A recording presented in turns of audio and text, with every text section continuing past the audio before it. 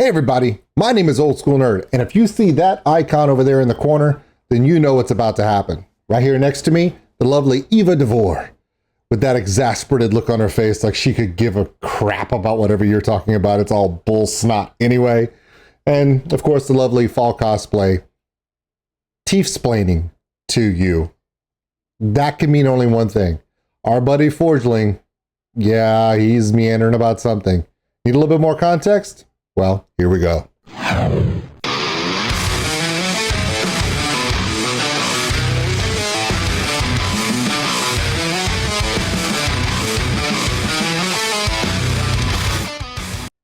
Check us out on OldSkuleNerd.com. It's got all the social media posts, the Patreon link for those who want to support the channel. We appreciate all of you. Also, check us out on twitch.tv/OldSkuleNerd, where eventually my internet will get fixed and I'll start streaming again.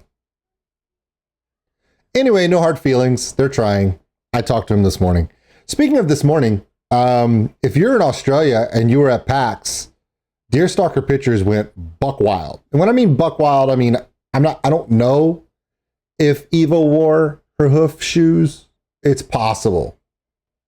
I wasn't there. But where I am is right here at my house. And I told them I was going to do a reaction to this one, and I meant it.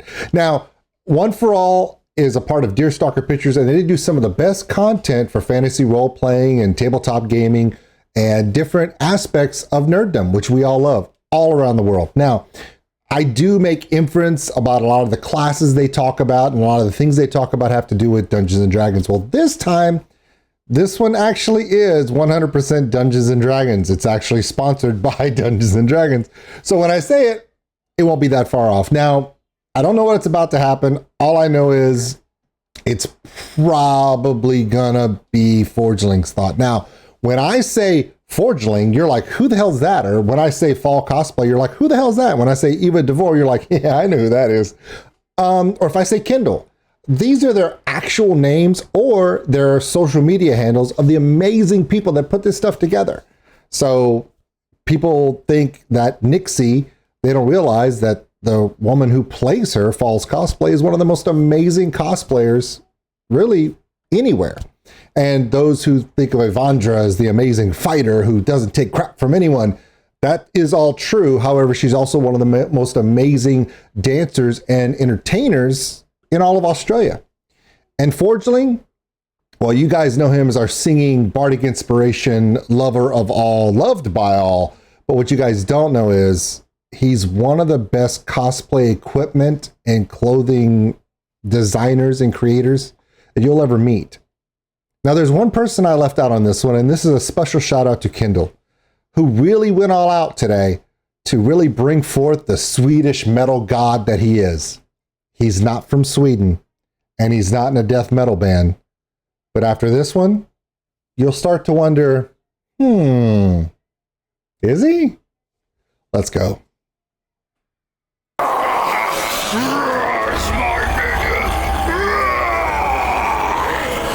Opening for Cradle of Filth, it's Kindle. Outstanding cosplay, by the way. We're outnumbered, outmanned, and outside. On my signal, we unleash hell. Wait, aren't you two forgetting something? Wait, what? Like a plan? Welcome to Encounter Planning 101. Here's what I would do. Swear to all things holy and unholy, I'm letting you know right now, there's actually someone in my D&D group that does this. You know who you are. I'm not even gonna say your name. I'm not gonna out you. But you know your name rhymes with those stupid little flip-flop things with the holes in the front. Look, okay, sorry. First things first, here's how to not get killed. Step 1. I have an idea. Don't stand in front of Nixie. That'll help. What if I run in, kill them all one by one with my sword? Then I challenge the Lich to single combat, and I beat the ever-loving crap out of him. That's a really good plan. Would not be the first time she's beaten the ever-loving crap out of any character played by Kindle. Yeah, it's true. That will never work. There'll be too many zombies. And if you don't kill them properly, they'll come back, surrounding you. And then the town will have even more zombies to deal with. New idea. It's exactly the same as the first plan, but I have an axe. How's that going to be any different? It's more gruesome that way. No. I have a plan. It's Fireball, isn't it? No. No? Okay, but like, how cool would it be if they were like clumped together in the middle of a forest and I could just like run up to them and just pass like fireball?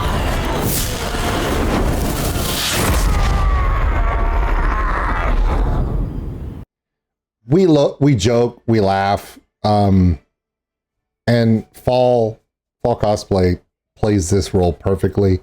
The lisp, the emotional attachment to burning things, the side jokes, they're great. She does a great job doing this.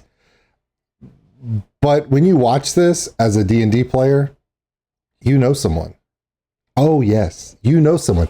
They may not have tiefling horns.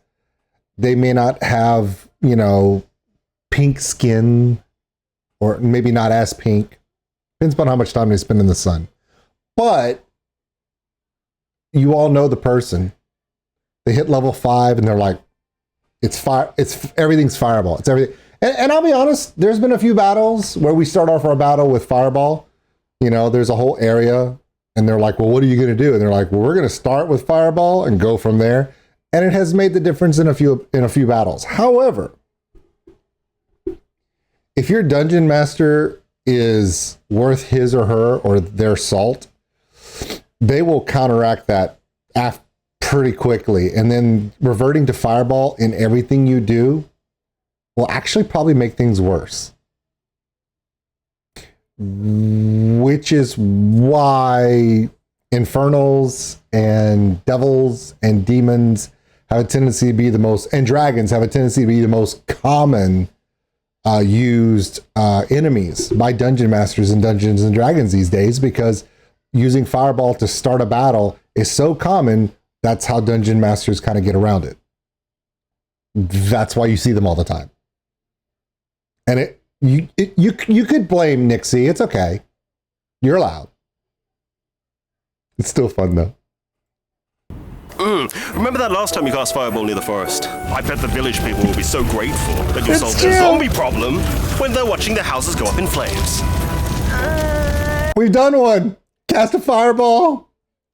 Lit the building on fire. We all got smoke inhalation and had to take we had to roll damage every round because we had smoke inhalation.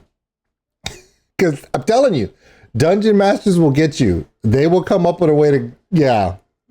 So, sorry, Nixie, it doesn't work every time.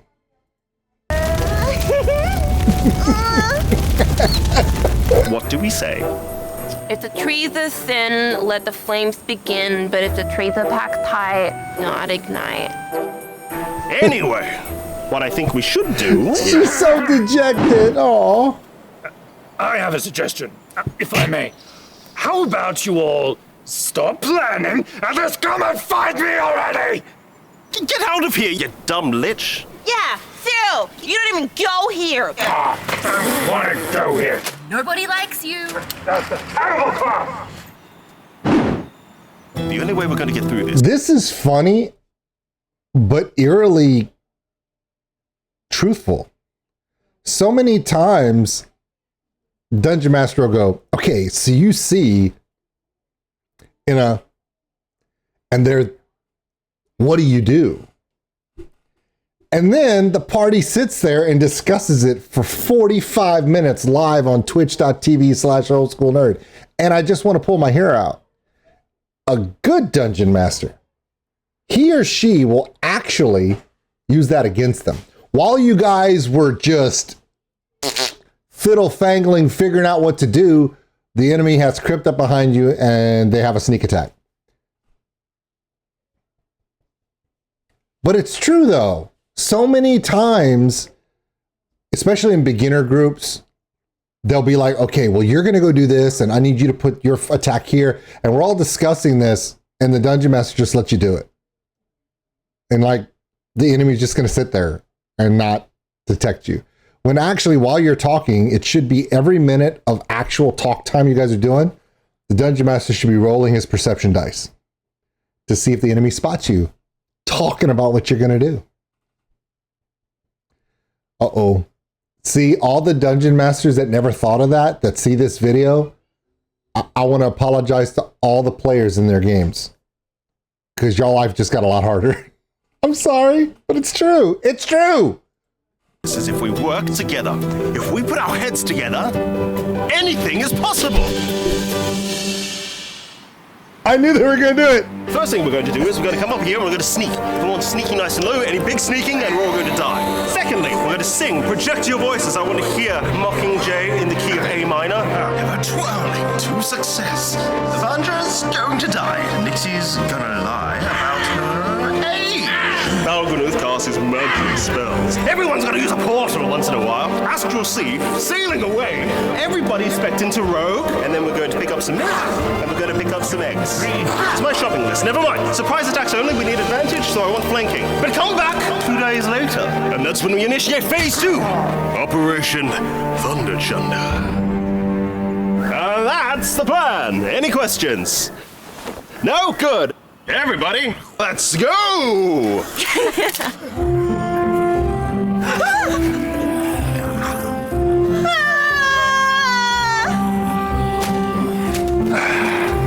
You should have just tried to seduce me. It's true. You know how many times that's actually worked?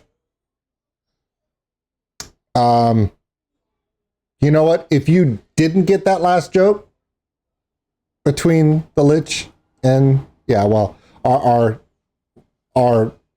gorgeous bard, you should watch more of One for All from DeerStalker Pictures. There's a whole the running joke of seduction has been kind of a thing through 4 seasons now. So you should watch the rest of them. Let's see what the outro is.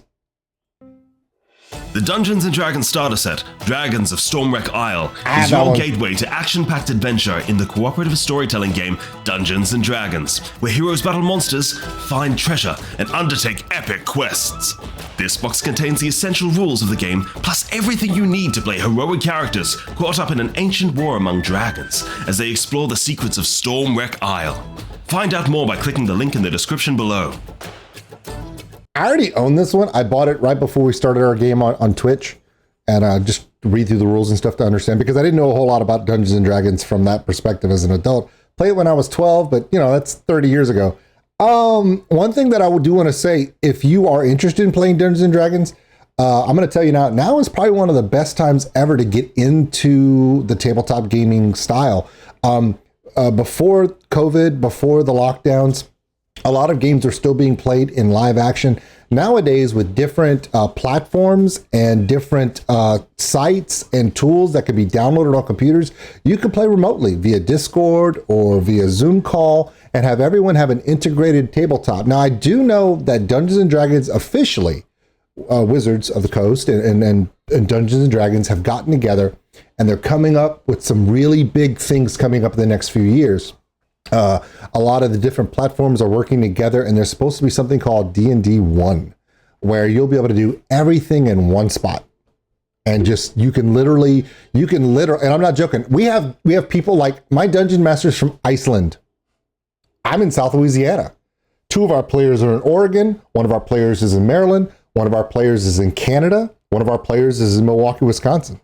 I'm hoping one day to have a player on every continent and have a group from all over the world playing online in one giant session together. That's my goal. And you can do that now. So you're no longer the whole issue of trying to find people to play D&D with that we had when I was younger no longer exists, because things are now beginning to progress. So if you've ever wanted to do that, check out the link in the description below. I'll put all of DeerStalker stuff down there, and you can go to this, check out the original video, please. And if you're interested in D&D, check it out. I mean, like I said, new things are coming all the time. And I think that in the next couple of years, we'll look back on now and go, man, remember when we used to just play D&D using Discord and a platform we had to download? We'll be looking back on that when we'll be playing D&D from so many different ways. It's going to be incredibly awesome. All right, guys. Well, my name is Old School Nerd, and well, this was one for all from DeerStalker Pictures. I mean, come on, it doesn't really get much better than our 3 plucky adventures, and of course, Kindle. They also have at PAX. You guys, a lot of you know the person who played the cleric, right? I think she's an amazing cosplayer too. In fact, I believe the actress who plays the cleric. Now I might be wrong. If I'm wrong, please correct me in the comments. But I know that the actor who plays the cleric in some of their previous stuff, she went to, I think, the PAX official cosplay contest. I don't know if she won, but I know that whatever she came up with blew everybody away. So these are the group that's behind One for All and a lot of the DeerStalker Pictures content, some of the best in the business.